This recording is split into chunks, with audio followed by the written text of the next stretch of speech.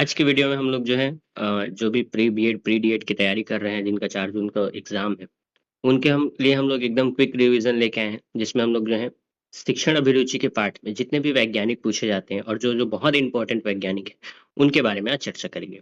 जिसमें जो वैज्ञानिक ज्यादा इंपॉर्टेंट है जिसके बारे में थोड़ा डीप में नॉलेज होना जरूरी है उसको हम लोग डीप में पढ़ेंगे। और जो सरसरी नजर से देखना है उसको हम लोग सरसरी नजर से देखकर आगे बढ़ जाएंगे।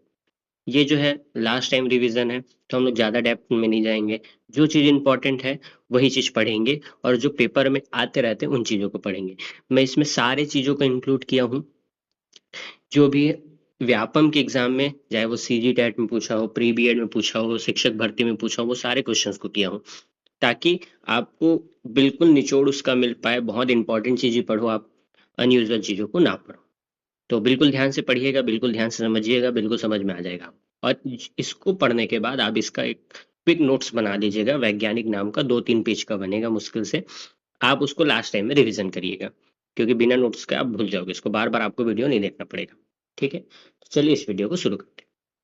जब भी हम वैज्ञानिकों की बात करते हैं, वैज्ञानिकों की चर्चा करते हैं, तो सबसे इम्पोर्टेंट नाम और सबसे इम्पोर्टेंट जहाँ से क्वेश्चंस पूछे जाते हैं, वो है हमारे जीन प्याजे जी।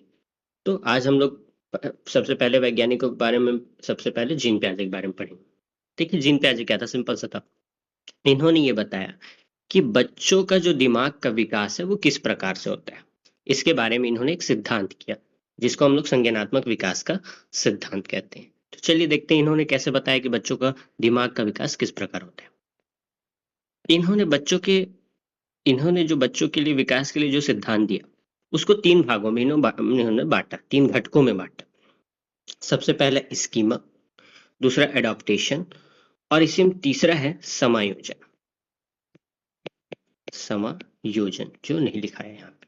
ठीक है, तो सबसे पहले समझते हैं स्कीमा क्या होता है। स्कीमा बहुत इंपॉर्टेंट है, इसके बारे में सीजी टेट में भी पूछा गया था 2024 में। तो बिल्कुल ध्यान से पढ़िएगा इसको। स्कीमा सिंपल सा चीज है। इनका कहना था कि किसी भी बच्चे के में या किसी भी मानव के दिमाग में बहुत सारे खंड होते हैं और हर दिमाग में खंड होते हैं और उस खंड में सभी अलग-अलग लोगों के बारे में जानकारी होती है। जैसे कि मान लो कोई बच्चा है, तो इस खंड में उसकी माँ के बारे में जानकारी होगी। अब माँ के बारे में जो भी जानकारी, माँ के बारे में जो भी सोचता है सब उस खंड में होगा। एक और खंड है जिसमें वो अपने जो है पूरे पापा के बारे में सोचता है, उसके पापा क्या करते हैं, जो भी चीज़ वो अपने पापा के बारे में जानते हैं। एक अलग खंड होगा जिसमें उसका कोई दूसरा फ्रेंड होगा, एक अलग फ्रेंड होगा उसके लिए एक अलग खंड होगा। मतलब जितने व्यक्तियों से मिलते जाता है, जितने लोगों से मिलते जाता है, उनके बारे में एक धारणा बनाते जाता है और वो अलग-अलग खंड में बढ़ते जाता है। इसी को हम लोग क्या बोलते हैं? स्कीमा बोलते हैं। आई होप आपको ये समझ में आ गया होगा। दूसरा चीज आता है एडॉप्टेशन या अनुकूलन। अनुकूलन का मतलब सिंपल सा है कि बच्चा कुछ चीज सीख लेता है, कुछ चीज देखता है और उसको सीख लेता है। जैसे कि एग्जाम्पल, बच्चे ने उड़ते हुए एक एक चीज को देखा और अपने माँ या बाप से या किसी से भी बड़े से पूछा कि ये क्या है, तो उन्होंने बताया कि ये एक क्या चीज है, पक्षी है। और इस ये क्या करता है, उड़ता है। तो जैसे ही उस चीज को समझा तो बच्चा क्या समझ गया कि अच्छा हाँ एक पक्षी होता है जो उड़ता है। तो उसको अपने ज्ञान ज्ञान मिल गया उसको पक्षी के बारे में, है ना। तो वो अपने ज्ञान को बढ़ाया। तो उसको हम लोग क्या बोलेंगे, अनुकूलन बोलते हैं। मतलब एक नया ज्ञान उसने सीख लिया। इसी में दूसरा वर्ड आता है समायोजन। समायोजन क्या होता है कि बच्चा कुछ चीज सीखा है लेकिन बाद में उसमें थोड़ा सा परिवर्तन करता है, अपने धारणा में क्या करता है, थोड़ा परिवर्तन करता है। जैसे कि इसी एग्जांपल से लेते हैं कि एक बच्चा जो समझ गया है कि उड़ता है वो पक्षी है। अब उसने कुछ दिन बाद देखा, प्लेन देख लिया जो उड़ रहा था। और प्लेन को देखने के बाद वो अपने माँ बाप को बोलता है देखिए वो पक्षी उड़ रहा है। तब वहां पे उसके माँ बाप बताते हैं कि बेटा ये पक्षी नहीं, ये प्लेन। तब बच्चा ये सोचता है कि मुझे तो ये बताया गया था कि जो भी चीजें उड़ती हैं वो पक्षी होता है, ये प्लेन कहाँ से आ गया। तो जब उसके बड़े लोग उसको समझाते हैं कि पक्षी भी उड़ता है और प्लेन भी उड़ता है, बस ये अंतर है कि पक्षी जीवित होता है, प्लेन जो है मशीन होता है। तो इस प्रकार वो अपने नॉलेज को अब थोड़ा सा परिवर्तन लाएगा। पहले वो क्या सोचता था कि सिर्फ पक्षी ही उड़ सकते हैं, अब वो अपने नॉलेज में थोड़ा परिवर्तन लाता है कि पक्षी भी उड़ सकते हैं, प्लेन भी उड़ सकते हैं, बहुत सारे मशीन होते हैं जो उड़ते हैं। ठीक है, तो अपने जो पूर्व धारणा है उसमें थोड़ा सा चेंजेस लाया, उसको हम लोग क्या बोलेंगे, समायोजन बोलेंगे। इस प्रकार का जो प्रश्न रहेगा, इसमें जहां पे भी एडजस्टमेंट की बात होगी, जहां पर भी समायोजन की बात होगी, वहां पे जीन प्याजे जी का नाम याद आएगा, नाम होना चाहिए। तो इस प्रकार से याद करिए, दोनों पॉइंट बहुत इंपॉर्टेंट है, बहुत सारे प्रश्न पूछते हैं इससे। अब तीसरा पॉइंट उन्होंने कहा कि जो बच्चों का विकास होता है वो चरणों में होता है। पहले एक चरण होगा, फिर दूसरा चरण होगा, फिर तीसरा चरण होगा। इस तरह से उसके चरण क्या होते जाते हैं, बढ़ते जाते हैं। तो इसी में प्रश्न पूछा गया था कि इनमें से क्या नहीं है करके प्रश्न पूछा गया था, जिसमें एक ऑप्शन दिया था कि जीन प्याजे जी के अनुसार बच्चों का विकास सतत होता है। तो यहाँ पे बिल्कुल गलत होता है। सतत सतत विकास की बात नहीं करता जीन प्याजे। जीन प्याजे किसकी बात करता है कि बच्चों का विकास किससे होता है, चरणों से में होता है। ठीक है, आई होप यहाँ तक आपको समझ में आ गया होगा। अब इसके स्टेजेस देखते हैं। अब उन्होंने कहा, ये वही चीज है जो मैं पुराना ज्ञान नया ज्ञान बताया, उसी चीज को मैं पीपीटी के रूप में है, तो आप इसको देख सकते हो। अब उन्होंने बताया कि बच्चों का विकास 4 चरण में होता है। पहला स्टेज को बोलते हैं सेंसरी मोटर स्टेज, जिसको हम लोग शैशवावस्था भी बोलते हैं। इसके लिए आप ये कर सकते हैं कि आप जो है इस, अगर आप हिंदी मीडियम वाले हैं फिर भी आप इसको इंग्लिश में याद करिए, क्योंकि क्या है, आप हिंदी में बहुत सारे वर्ड्स ऐसे होते हैं जो आपको वहां पे समझ में नहीं आएगा, तो आप इसको इंग्लिश में याद रखिए। इंग्लिश में इसका वर्ड जो है चेंज नहीं होता। सेंसरी मोटर स्किल, जिसमें बच्चा जब 0 से 2 वर्ष का होता है तब उसका विकास कैसे होता है ये पढ़ेंगे। प्री ऑपरेशनल स्टेज, जिसको पूर्व संक्रियात्मक अवस्था होता है, मतलब जब 2 से 7 साल का हो जाता है तब बच्चा किस प्रकार से सीखता है। फिर कॉन्क्रीट ऑपरेशनल, जब 7 से 11 साल का हो जाता है तब कैसे सीखता है। और लास्ट चौथा स्टेज होता है फॉर्मल ऑपरेशनल, जब वो 11 साल या 11 साल से ऊपर हो जाता है तब वो किस प्रकार से सीखता है। चलिए इसको देखते हैं। सबसे पहले देखते हैं सेंसरी मोटर स्टेज, है ना, जिसको हम लोग क्या बोलते हैं, शैशवावस्था कहते हैं। इस अवस्था में जब बच्चा रहता है तो किस प्रकार से सीखता है, अपने इंद्रियों के अनुभव से सीखता है। इंद्रियों के अनुभव मतलब कि आंख कान नाक मुंह महसूस करके, छू करके, है ना, खा करके, इस प्रकार से चीजों को समझता है कि इसको नमक बोलेंगे, इसको मिर्ची बोलेंगे, जो भी चीज है खाने वाली चीज है, या छू के इसको बोलेंगे ये गद्दा है, ये टाइट है, ये इस प्रकार से, है ना। तो इसको क्या बोलते हैं हम लोग, अनुभव से सीखता है। दूसरा है क्रिया आधारित सीखना, मतलब किसी भी चीज को टच करेगा, छुएगा, खेलेगा, इस प्रकार से उसका वो रहता है। थर्ड पॉइंट जो है सबसे इंपॉर्टेंट प्रश्न होता है, और ऑब्जेक्ट परमानेंस आ जाता है। ऑब्जेक्ट परमानेंस मतलब सिंपल से, इसको हम लोग बोलते हैं वस्तु स्थायित्व। वस्तु स्थायित्व कहते हैं हम लोग इसको। देखिए वस्तु स्थायित्व क्या होता है, मान लो कि कोई बच्चा ये वाला खिलौना खेल रहे हैं, आप यहाँ पे देख सकते हैं। मैं इसको दूसरे कलर में कर देता हूँ तो आपको दिखेगा, इसमें नहीं दिख रहा है।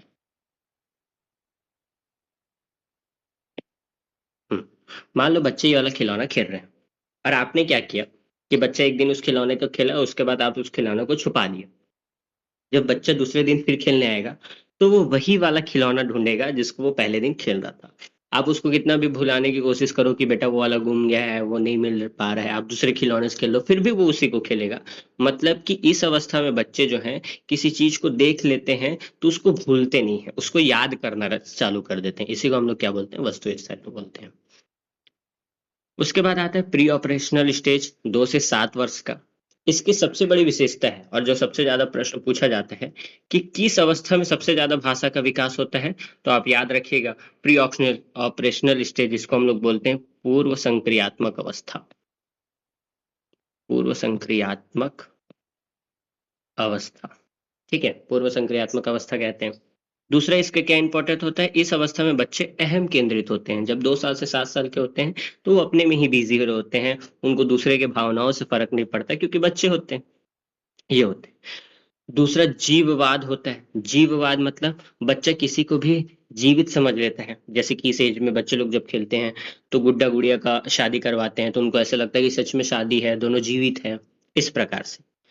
और कंजर्वेशन का अभाव होता है। कंजर्वेशन का अभाव होता है मतलब कि वो गिनती जो है 1 2 3 4 5 ये तो समझ जाएगा, लेकिन उसको 5 4 3 2 1 उल्टा बोलने के लिए बोलोगे तो वो नहीं कर पाएंगे, मतलब किसी भी चीज को उल्टा नहीं समझ पाएंगे। ठीक है, उसको अगर आप बोल दोगे A = B तो B = A, तो वो ये नहीं समझ पाएंगे कि B = A क्यों है। इसी को कंजर्वेशन की कमी कहा जाता है। तीसरा स्टेज आता है कॉन्क्रीट ऑपरेशनल स्टेज, जो 7 से 11 वर्ष का होता है। इसको हम लोग बोलते हैं मूर्त संक्रियात्मक अवस्था। मूर्त संक्रियात्मक अवस्था, इस अवस्था में जो बच्चे होते हैं वो मूर्त वस्तुओं पर तार्किक सोच करते हैं, मतलब बच्चा जो भी चीज सीखता है वो देखकर छूकर इस प्रकार से सीखता है। अब बच्चा जो है अलट पलट कर सोचने लगता है, ए इज इक्वल टू बी तो बी इज इक्वल टू ए, मतलब जितना भी चीज की कमी होती है उसका पूर्व संक्रियात्मक अवस्था में, वो मूर्त संक्रियात्मक अवस्था में ठीक हो जाता है। मात्रा और आयतन की समझ हो जाती है उसको, वस्तुओं का वर्गीकरण करने लगता है। ठीक है, तो ये सब सारी क्षमताएं उसके अंदर आ जाती है। लास्ट स्टेज होता है फॉर्मल ऑपरेटिंग अवस्था, जिसको औपचारिक संक्रियात्मक अवस्था कहा जाता है। इसमें जो है अब्स्ट्रैक्ट थिंकिंग करने लगता है, मतलब अमूर्त सोच आ जाता है। अमूर्त सोच मतलब कि ऐसा, अमूर्त किसको बोलते हैं, ऐसा चीज जिसको हम लोग केवल सोच सकते हैं, वो रियल लाइफ में नहीं होता। जैसे कि मान लो मेरे को बोल दिया गया कि एक त्रिभुज है, इसमें यहां से चाप करो यहां से चाप करो, तो मैं अपने दिमाग में सोच लिया, कॉपी में लिख लिया, लेकिन क्या ये रियल लाइफ में है? क्या ये रियल लाइफ में आपके कहीं पे दिखता है कि आप त्रिभुज में चाप लगा रहे हो? नहीं दिखती। तो इसी को अमूर्त सोच कहते हैं, जिसमें हम लोग केवल दिमाग का यूज करते हैं, रियल लाइफ में ये चीजें नहीं होती। इसको इसको हम लोग क्या बोलते हैं, वैज्ञानिक तर्क बोलते हैं। ठीक है, इसको हाइपोथेसिस टेस्टिंग के नाम से जाना जाता है। ठीक है, अब इसको हम लोग क्या करते हैं, इसमें ये समझते हैं कि जो प्याजे जी है वो क्या क्या करना चाह रहे थे। ठीक है, अब हम लोग समझेंगे कि जो जीन प्याजे जी ने इतना समझाया हम लोग को, तो वो क्या चाहते हैं कि हम किस प्रकार से एज अ टीचर हम शिक्षा दें। तो सबसे पहले उन्होंने बात की कि चाइल्ड सेंटर्ड शिक्षा देना, हमको बच्चों के अनुसार हमको पढ़ाना है। एक्टिविटी बेस्ड लर्निंग कराना है, मतलब खेल खेल के द्वारा बच्चों को सिखाना है। कंस्ट्रक्टिविज्म, उनका ये मानना है कि बच्चे जो है एक नन्हे वैज्ञानिक होते हैं, उनको सिर्फ आप खुला छोड़ दीजिए, वो ज्ञान का स्वयं निर्माण करेंगे। हमको एक सुविधादाता के रूप से उसका एक ऑब्जर्वेशन करना है, बाकी बच्चों को स्वयं अपने ज्ञान का निर्माण करने दीजिए। है ना, लर्निंग बाय डूइंग, करके सीखने की बात कही इन्होंने। जहां पे भी ये चारों चीज दिखेंगे, आप आंख बंद करके जो है जीन प्याजे में टिक लगा सकते हो। ये प्याजे जी का कोट है कि बच्चे ज्ञान प्राप्त नहीं करते बल्कि स्वयं उसका निर्माण करते हैं। मैं जैसे बताया कि उन्होंने बच्चों को क्या कहा है, नन्हे नन्हे वैज्ञानिक बोलते थे। तो नन्हे वैज्ञानिक की बात किसने की है, तो जीन प्याजे जी ने की। तो बहुत सिंपल से सा ये वाला, आई होप कि आपको ये समझ में आ गया होगा। ये वाला कॉन्सेप्ट जो है बहुत सरल था और बहुत इंपॉर्टेंट है, तो आप इसका जो है नोट्स भी बना लीजिएगा। अब आगे चलते हैं हम लोग। दूसरे महत्वपूर्ण वैज्ञानिक है लेव वाइगोत्स्की जी। इन्होंने भी यही बताया है कि बच्चों का जो संज्ञानात्मक विकास है, बच्चों का जो दिमाग का विकास है, वो किस प्रकार होता है। बस उनके बताने का थोड़ा तरीका अलग है। उन्होंने अलग तरीका से बच्चों को एब्जॉर्ब किया है और उसके अनुसार अब उन्होंने अपना सिद्धांत दिया है। तो इसको क्या बोलते हैं, लेव वाइगोत्स्की का सामाजिक और सांस्कृतिक सिद्धांत। सिर्फ इस दो वर्ड्स में ही इसको पूरा डिफाइन कर देंगे कि हम किस प्रकार से ये सोचते हैं कि बच्चों का मानसिक विकास होता है। इनका मानना है कि बच्चों का जो संज्ञानात्मक विकास होता है, जो दिमाग का विकास होता है, वो सोशल इंटरेक्शन से बढ़ता है। मतलब कि जब बच्चा बाहर के वातावरण में जाएगा, लोगों से मिलेगा, तो उसका जो है क्या होता है, दिमाग का विकास होता है। ये किसका मानना है, लेवाइगोस्की जी का। और दूसरा होता है लैंग्वेज एंड कल्चर, मतलब कि भाषा और संस्कृति से उनका जो है क्या होता है, दिमाग का विकास होता है। तीन चीजों की बात का है सिंपल से। एक जो है भाषा की बात की है कि भाषा से बच्चों का दिमाग का विकास होता है, समाज से बच्चों का विकास होता है, और सांस्कृतिक से होता है। ठीक है, तो यही तीन चीजों पर ये बात करते हैं। इनके सिद्धांत के भी तीन घटक हैं। पहला सोशल इंटरेक्शन, बच्चे जितने ज्यादा बाहर वातावरण में घूमेंगे, नई नई चीजें सीखेंगे, नए नए लोगों से बात करेंगे, तो नई नई चीजें सीखेंगे।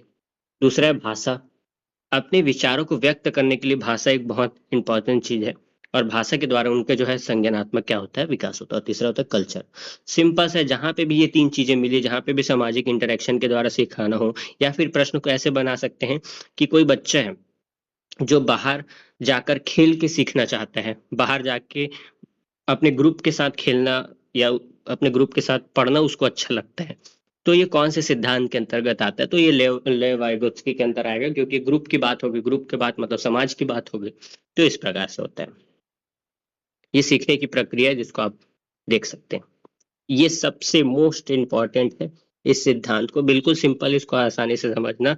समीपस्थ विकास का क्षेत्र, जोन ऑफ प्रॉक्सिमल डेवलपमेंट की बात कही है। देखिए, इन्होंने ये कहा, इसको बिल्कुल ध्यान से देखिएगा, कि तीन लेयर में बच्चों का दिमाग होता है।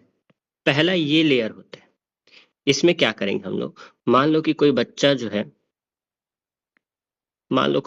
है 5th क्लास का है, उसको जोड़ और घटाव आता है, उसको जोड़ घटाव आता है ना, वो स्वयं से जोड़ घटाव वाली चीजों को वो बना लेता है, उसको किसी की मदद नहीं लगती, तो वो इस कैटेगरी में आएगा।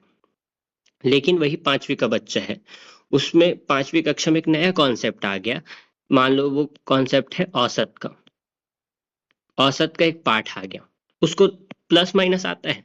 औसत एक ऐसा पाठ है जिसको वो स्वयं पढ़ के नहीं समझ पा रहा है, इस पाठ को समझने के लिए उसको किसी दूसरे व्यक्ति का, चाहे वो शिक्षक हो सकते हैं, माता पिता हो सकते हैं, दोस्त हो सकते हैं, उनकी जरूरत पड़ रहा है उसको उस कॉन्सेप्ट को समझने के लिए, तो उसको इस कैटेगरी में रखा जाता है, जिसमें बच्चा जो है किसी के हेल्प के द्वारा कॉन्सेप्ट को समझता है।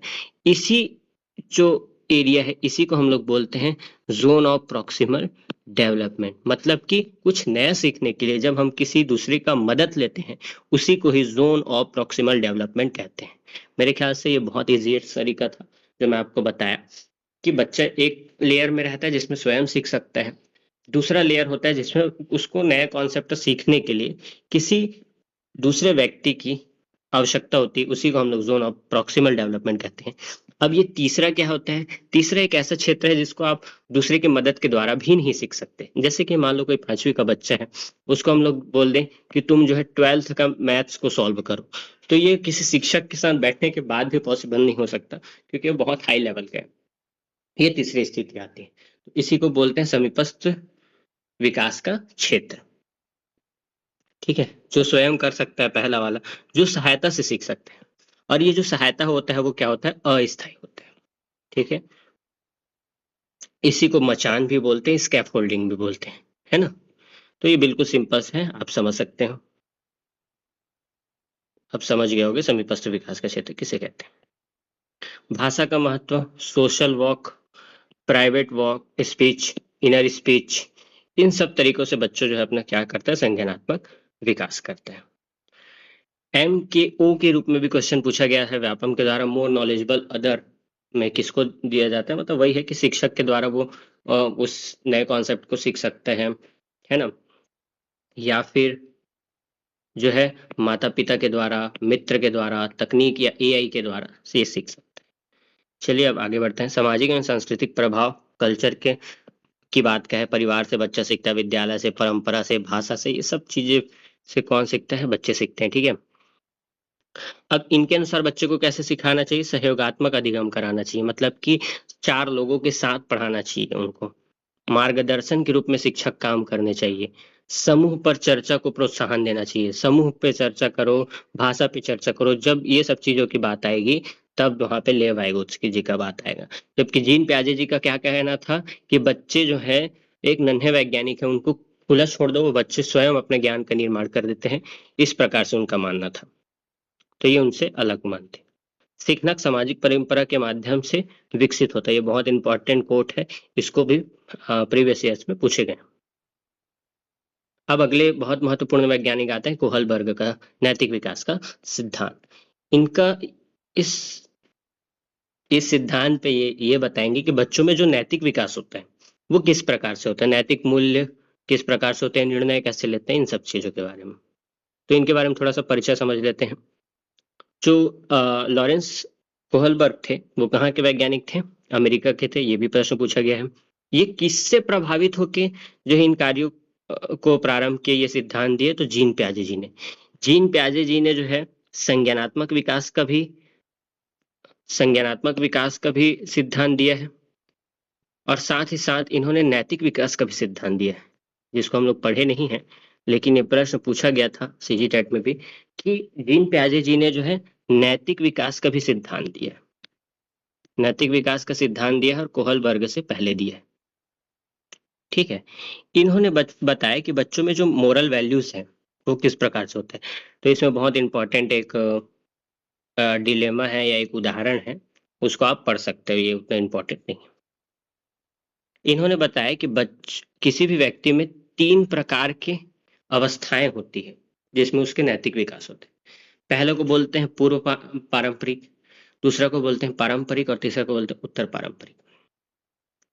ठीक है, और हर स्तर की दो दो अवस्थाएं। देखिए, पहला पूर्व पारंपरिक स्तर है, इसकी दो अवस्थाएं। इस अवस्था में ये बच्चा जब रहता है तब की स्थिति ना, इस अवस्था में जो बच्चा है वो, उसका जो नैतिक विकास है पूरी तरह से दंड एवं आज्ञाकारिता पर निर्भर होता है। मतलब कि बच्चा जो है का जो नैतिक विकास होता है वो डर में रहता है या अपने माँ बाप के कहने पर करता है। जैसे कि मान लो कोई कोई बुजुर्ग है जो बाहर घूम रहे हैं, बच्चा को खुद, अगर बच्चा थोड़ा बड़ा रहता तो समझता कि एक बुजुर्ग व्यक्ति जा रहा है, उसके पास लकड़ी नहीं है ना, तो वो क्या करता, थोड़ा बड़ा रहता तो उसको लकड़ी देता। लेकिन जब बच्चा छोटा है तो उसके में उतना नैतिक विकास नहीं है कि वो दूसरे के प्रॉब्लम को समझे कि उसको परेशानी हो रहा था, हम उसको लकड़ी दे दे। तो इस अवस्था में क्या होता है कि माँ बाप उसको बोलेंगे कि जाइए, जाओ बेटा उसको लकड़ी दे के आओ। तो वो स्वयं से नहीं सोचा कि उसको लकड़ी देना है, तो वो जो है अपने माता पिता की बात को माना, आज्ञाकारिता से बात को मानता है और उसको लकड़ी देता है ना। स्वयं का ज्यादा सहानुभूति नहीं है उसका, वो दूसरों से ही सीख रहा है। तो इस अवस्था में ये होता है। दूसरा होता है साधनात्मक सापेक्षवाद। मतलब कि इस अवस्था में जो नैतिक विकास है ज्यादातर क्या होता है, जैसे मैंने तेरे लिए किया है वैसे तू मेरे लिए कर। जैसे कि कल तूने मेरे टिफिन का खाना खाया था तो मैं आज तुम्हारे टिफिन का खाना खाऊंगा। इस प्रकार का उसका नैतिक विकास होता है इस अवस्था में। जब वो थोड़ा और बड़ा होता है तब पारंपरिक अवस्था आता है, जो लगभग आप मान के चलो युवा अवस्था या किशोरावस्था, किशोरावस्था में ये जो है आता है। ठीक है, किशोरा अवस्था या युवा अवस्था में ये चीजें आती हैं। इसमें भी दो पार्ट हैं। पहला है अच्छा लड़का या अच्छा लड़की के लिए। इस अवस्था में बच्चों से कुछ काम करवाना है तो हम लोग इस प्रकार से काम करवाते हैं, देख बेटा तू अच्छी बच्ची है ना, तो अच्छे से खाना खा ले। तो वो खाना खा लेते हैं अच्छा लड़का या अच्छी लड़की बनने के लिए। उसका स्वयं का कुछ दिमाग नहीं रहता, वो दूसरों के अनुसार चलते हैं। ठीक है, इस अवस्था में। चौथा होता है कानून एवं व्यवस्था बनाए रखना। जब आप स्कूल में होते हो तो कोई बच्चा बदमाश है, तो आप क्या करते हो, कानून व्यवस्था बनाने के लिए जो बदमाश बच्चा है, उसको आप क्या बनाते हो, क्लास लीडर बना देते हो। तो आप उसको क्लास लीडर बना दिए तो वो स्वयं नहीं सोचेगा आप किसी चीजों को, अब वो किसके अनुसार काम करेगा, शिक्षक के अनुसार काम करेगा कि कैसे मैं उसको खुश कर सकता हूँ, कैसे एकदम अच्छे से नियम कानून रख सकता हूँ। वो कभी ये नहीं सोचेगा कि नियम कानून को हम लोग चेंज कर ले, वो हमेशा यही सोचेगा कि हम कैसे इस नियम कानून को अच्छा कर सकते हैं करके। ठीक है, अगली अवस्था आती है उत्तर पारंपरिक अवस्था, जो दो भागों में है। जब जब व्यक्ति बहुत ज्यादा मैच्योर हो जाता है या कोई बहुत बुजुर्ग हो जाता है तो वो स्वयं के कानून बनाने लगते हैं और पुराने जो कानून में कुछ कमी है उसको बदलने का प्रयास करता है। तो इस प्रकार से इसके मॉरल वैल्यू को में तीन स्तर और तीन स्तर थे और छह अवस्थाएं थी। तो इस प्रकार से इन्होंने रहा। इन्होंने क्या कहा, नैतिक दुविधा पर चर्चा की, तार्किक चिंतन होना चाहिए बच्चों के में, चरित्र निर्माण की मूल अवस्था है, इस सब चीजों पर इन्होंने बात की। इनकी आलोचना भी की जाती है कि इन्होंने केवल लिंग पक्षपात किया, एक व्यक्ति पर ही प्रयोग करके इन्होंने इतना बड़ा सिद्धांत दे दिया, तो इस बहुत सारे इसके आलोचक भी रहे। अगले महत्वपूर्ण वैज्ञानिक आते हैं जिसको बोलते हैं हम लोग सिगमंड फ्राइड, जिसको मनो विश्लेषणवाद का सिद्धांत और मनोलैंगिक विकास के सिद्धांत का जनक माना जाता है। ये दोनों इंपॉर्टेंट है, इसको याद रखिएगा कि ये कौन से सिद्धांत के जनक रहे हैं। तो इन्होंने क्या कहा, इन्होंने ये कहा कि जो मन है वो हमारा हिमशिला की तरह होता है। मतलब कि कोई भी व्यक्ति होता है उसका आप केवल 10% व्यक्तित्व ही बाहर से जान सकते हो, 90% जो उसका व्यक्तित्व होता है उसके अंदर होता है, जिसको कोई समझ नहीं पाता। कोई भी व्यक्ति है जो आपसे के बाद पहली बार मिला तो वो हमेशा अच्छा अच्छा रहेगा, केवल आप उसके 10% चीजों को ही देख सकते हो, 90% जो चीजें होती हैं उसके अंदर होती है, आप कभी उसको समझ नहीं सकते। ठीक है, उन्होंने मन की कितनी अवस्थाएं बताई हैं, तीन अवस्था, चेतन, अवचेतन, अचेतन। ये बहुत इंपॉर्टेंट है, इसके क्वेश्चंस पूछे गए हैं तो इसको बिल्कुल याद रखिएगा। अब इन्होंने कहा कि जो मनोलैंगिक विकास है, जो बच्चों का लैंगिक विकास होता है वो पांच अवस्थाओं में होता है। पहला मुखावस्था, दूसरा गुदावस्था, तीसरा लैंगिक अवस्था, इसको चौथा सुषुप्तावस्था और पांचवा जननिक अवस्था। तो पहली अवस्था को पढ़ते हैं।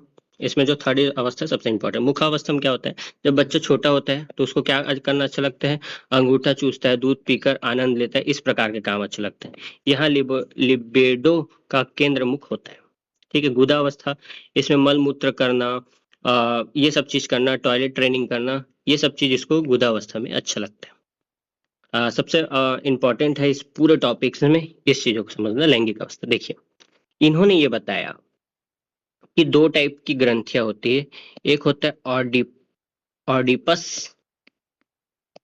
और दूसरा होता है इलेक्ट्रा। ऑडिपस ग्रंथि और इलेक्ट्रा ग्रंथि। ऑडिपस अवस्था में क्या होता है, जो बॉय, ये जो है बॉय चाइल्ड में पाया जाता है, मतलब जो लड़का होता है उसके में पाया जाता है, और इलेक्ट्रा जो है गर्ल में पाया जाता है, लड़की में पाया जाता है। तो इनका ये कहना था जब बच्चा छोटा होता है तो जो बॉय चाइल्ड होता है, जो लड़का होता है, वो माँ के ज्यादा करीब रहते हैं। किसके करीब रहना उसको अच्छा लगता है? माँ के। और जो इलेक्ट्रा है, गर्ल है, उसको किसके करीब रहना अच्छा लगता है? तो वो अपने पापा के ज्यादा करीब रहते हैं। तो ये इनका मानना था। तो ये प्रश्न बहुत बार पूछे हैं कि इलेक्ट्रा में जो गर्ल है, वो इलेक्ट्रा जो है किससे, वो गर्ल नहीं पूछेगा, वो ये पूछते हैं इलेक्ट्रा किससे जुड़ी हुई, जुड़ा महसूस करती है, ऑडिपस किससे जुड़ा महसूस करते हैं। तो इसको याद करने का सिंपल सा तरीका है, ऑडिपस ए से चालू हो रहा है तो ए का अगला वर्ड क्या आता है? बी। बी से याद रखने ना बॉय चाइल्ड, बॉय चाइल्ड याद रखोगे तो माँ याद रख लोगे, फिर इलेक्ट्रा तो ऑटोमेटिकली याद रह जाएगा। सुसुप्तावस्था होती है चौथी अवस्था, जिसमें थोड़ा सा याद रख लेना, इस अवस्था में जो है शांत काल कहा जाता है। ये ज्यादा इंपॉर्टेंट नहीं, इसको इसको आप स्किप कर सकते हो। अब अगला है क्रिया प्रसूत अनुबंधन। ये बहुत इंपॉर्टेंट है, बीएफ स्किनर के बारे में, जो व्यवहार आदि दृष्टिकोण के पक्षधर रहे हैं, तो इनके बारे में थोड़ा सा समझते हैं।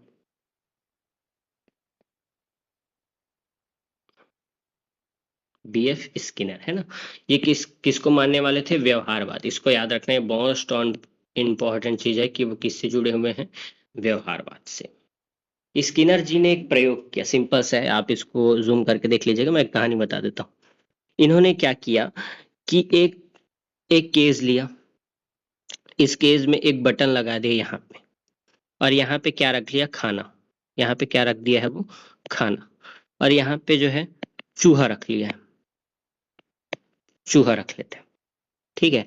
अब इस चूहा को ये खाना दिखाते हैं, जैसे ये खाना इसको दिखता है तो चूहा कूदने लगता है कि उसको खाना मिलने वाला है, और कूदते कूदते क्या करते हैं? ये उछल कूद करता है, बहुत सारा उछल कूद करेगा, यहाँ पे पूरा उछल कूद करते रहता है कि कैसे भी मेरे को बाहर निकालो करके उछल कूद करते रहता है।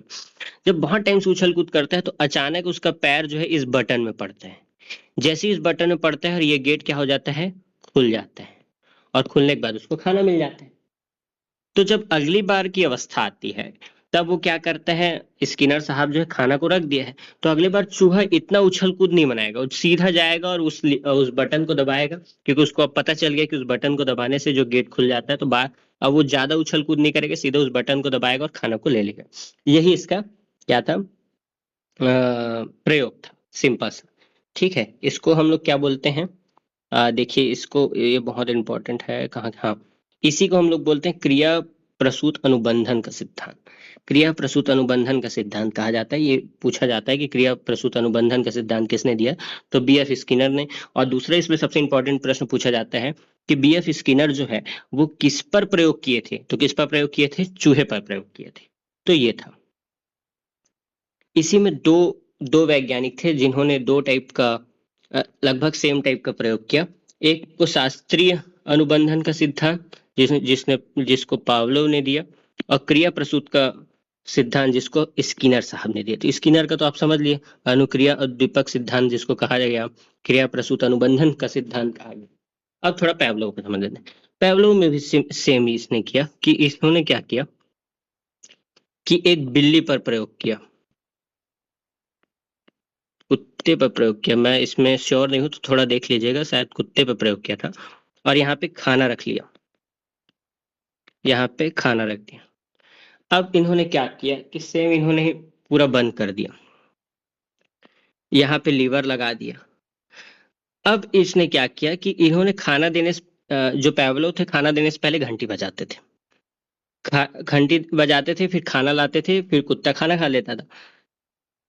एक समय के बाद क्या हुआ, कुत्ते को समझ में आ गया कि जैसी घंटी बजता है क्या आ जाएगा? खाना आ जाएगा। तो अगली बार से जैसे ही बीएफ स्किनर जैसी सॉरी, जो पैवलो थे, जैसे ही घंटी बजाते थे उस जो कुत्ते थे उनके जो लार निकलने लगता था कि खाना आने वाला है। तो यही सिद्धांत है, इसको शास्त्रीय अनुबंधन का सिद्धांत कहते हैं। केवल यही याद रखना है,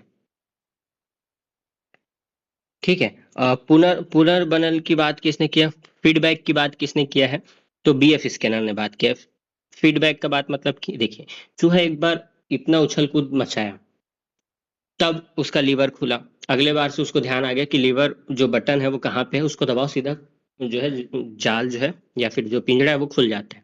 तो उसने पुनर्बनन प्राप्त किया, मतलब उसने एनालिसिस किया कि मैं क्या करूं तो फट से खुल जाएगा, है ना। तो इस इन्होंने शिक्षा में भी यही बात की कि अगर हम शिक्षा देते हैं तो उसमें फीडबैक बहुत जरूरी है। बच्चों को लगातार फीडबैक देना कि कहाँ पे कमी हो रहा है, कैसे उसको सुधारा जा सकता है, इस पर चर्चा की। तो जहां पर भी पुनर्बनन या फीडबैक की बात आएगी तो वहां पे किसका सबसे ज्यादा बात आएगा, तो स्किनर का बात आएगा। ये कई पॉइंट्स है जिसको आप देख सकते हैं, ये उतना इंपॉर्टेंट नहीं। अब कुछ महान वैज्ञानिक जिसको एकदम आप सरसरी नजर से देख लीजिए, उसमें आता है थॉर्नडाइक का। थॉर्नडाइक जो है, इसको शिक्षा मनोविज्ञान का जनक कहा जाता है। शिक्षा मनोविज्ञान का जनक कहा जाता है, मतलब जो हम लोग पढ़ रहे हैं ना बच्चों के दिमाग के बारे में, उसका जनक माना जाता है, ठीक है।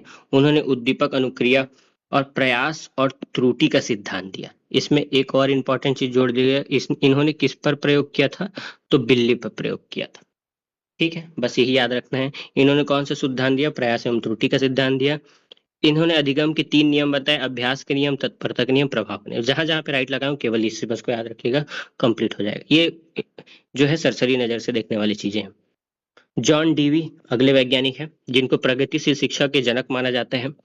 इसको प्रगतिशील शिक्षा के क्या माना जाता है, जनक। तो ये इंपॉर्टेंट प्रश्न है, कई बार पूछा गया, प्रगतिशील शिक्षा के जनक किसको माना जाता है, जो जॉन डीवी ने, ठीक है। इन्होंने करके सीखने पर ध्यान दिया। शिक्षा का त्रिध्रुव सिद्धांत किसने दिया, तो ये भी इन्होंने दिया। प्रगतिशील शिक्षा मतलब कि प्रोग्रेसिव एजुकेशन की बात किसने की, तो जॉन डीवी ने बात की। रटने की पद्धति को हटाकर जो है सामाजिक कौशल, समस्या समाधान पर आधारित शिक्षा का समर्थन किया, ठीक है। तो ये अगले हैं कोल्हर जी हैं। कोल्हर ने सूझ का सिद्धांत दिया। सूझ का सिद्धांत दिया इन्होंने। सूझ का सिद्धांत क्या दिया, अ, यहाँ पे चिंपांजी है, इन्होंने किस पर प्रयोग किया, चिंपांजी पर प्रयोग किया, जिसको सुल्तान कहा जाता है। सिंपल सा है, इन्होंने भी एक पिंजड़ा बनाया, यहाँ पे केला रख दिया, और यहाँ पे आपका जो है चिंपांजी है, वन मानुस है, ठीक है। और यहाँ पे सीढ़ी बना दिया था इसने। मैं ड्राइंग में उतना अच्छा नहीं हूँ तो आप थोड़ा सा देख लीजिएगा, है ना। तो यहाँ पे वन मानुस है, यहाँ पे केला रख दिया है। तो वो उछल कूद नहीं चाहता, सीधा इस सीढ़ी चढ़ेगा, इस सीढ़ी चढ़ेगा, इस सीढ़ी चढ़ेगा और केला को ले लेता है।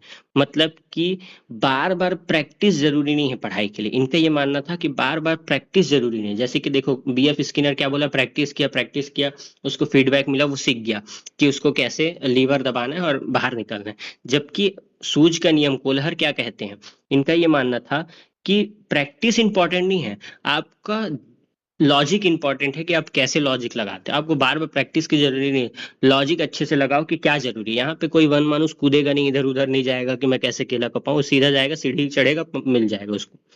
तो इस प्रकार को मानने वाला कौन था, कोल्हर। तो इसमें पूछा जाता है कि वन मानुस पर किसने प्रयोग किया गया, तो कोल्हर ने किया। सुल्तान इसका नाम था, ठीक है।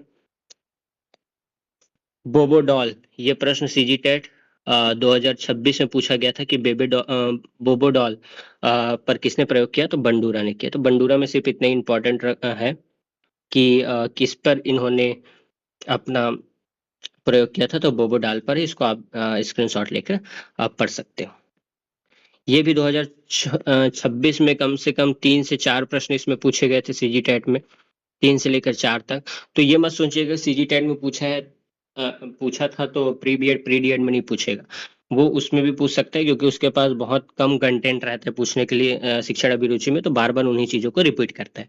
तो बिल्कुल ध्यान से पढ़िएगा। इनका सिंपल सा ये मानना था कि किसी भी व्यक्ति के जीवन में सबसे इंपॉर्टेंट होता है शारीरिक मांग। किसी भी आदमी को जीने के लिए सबसे क्या इंपॉर्टेंट होता है, भोजन, पानी, नींद। अगर ये सब चीज उसको मिल जाता है तो दूसरे नंबर में उसको सबसे ज्यादा जरूरी क्या होता है, नौकरी पालूं मैं थोड़ा सा, अपना घर बना लूं, मेरा स्वास्थ्य अच्छा रहे, मेरा शरीर अच्छा रहे, इस प्रकार से सोचता है। अगर ये भी मिल जाता है, फिर अगला वो क्या सोचता है कि मेरा एक परिवार होना चाहिए, मुझे कोई प्रेम करे, मेरी मित्रता हो, मेरा किसी से संबंध हो। इस प्रकार से सामाजिक मांग उसको उठने लगता है। जब ये तीनों चीजों प्राप्त कर लेता है तो चौथा सम्मान चाहता है कि मेरे को पहचान मिले, कोई पद मिले, मेरे को प्रतिष्ठा मिले, मेरे को आत्मविश्वास मिले, सब लोग मेरे को पूछे, इस तरह से। और जब ये सब चीज मिल जाता है तो आत्म सिद्धि पाता है। मतलब अपनी क्षमता के चरम शिखर को प्राप्त कर लेता है और ये सोचता है कि अब ये सब चीज मैं पा लिया हूँ। उसके बाद वो आदमी जो है बाबा जैसे बन जाता है कि मैं इस दुनिया में क्यों आया हूँ, मेरा क्या अ, मांग रहा जो मैं यहाँ पहुंचा। तो इस प्रकार से चीजें रहते हैं। तो इन पांचों चीजों को याद रखना, क्योंकि इन सब चीजों को वो जो है क्रम में लगाने के लिए पूछेगा कि आप नीचे से ऊपर क्रम में लगाओ। तो देखो, साइकोलॉजिकल है, सेफ्टी है, सोशल है, सेल्फ एस्टीम है, सेल्फ एजम्पशन है, ये सारी चीजों को वो जो है सीक्वेंस में जमाने के लिए बोलेगा। तो आप इसके सीक्वेंस को बिल्कुल ध्यान देना कि शारीरिक मांग सबसे पहले आता है, फिर सुरक्षा की मांग, फिर सामाजिक मांग, फिर सम्मान की मांग, फिर आत्मसिद्धि। तो इस प्रकार से जितने भी महत्वपूर्ण वैज्ञानिक थे मैंने तैयारी करा दिया है। बिल्कुल लास्ट 1 वीक चल रहा है। इन जितने भी मैं चीज बताया उसको बिल्कुल शॉर्ट नोट्स बना लीजिएगा 1-2 पेज का, और उसको अच्छे से याद कर लीजिएगा। इसमें से ही रिलेटेड क्वेश्चन मिलेगा। और आपकी परीक्षा के लिए मैं बहुत सारी शुभकामनाएं आपको देता हूँ कि आप अपने परीक्षा में अच्छा मार्क्स लाएं और एक अच्छे शिक्षक बने। और इस जर्नी में मैं पूरे आपके साथ रहूंगा। अभी प्री बी एड, फिर सीजी टेट हो, फिर शिक्षक भर्ती की तैयारी, ये सारी चीजों में आपके साथ जुड़ा रहूंगा। मेरा यही मानना है कि मैं जितना भी नॉलेज गेन किया हूँ अपने over the period of time, उसको मैं आप लोगों को दे सकूं। तो आज की वीडियो के लिए बस इतना ही। आने वाले वीडियो में और जो जितने भी बाल विकास के जो टॉपिक्स हैं उसको मैं कवर करूंगा और उसके एमसीक्यू भी लगवाऊंगा। तो आज की वीडियो के लिए बस इतना ही। बहुत बहुत धन्यवाद।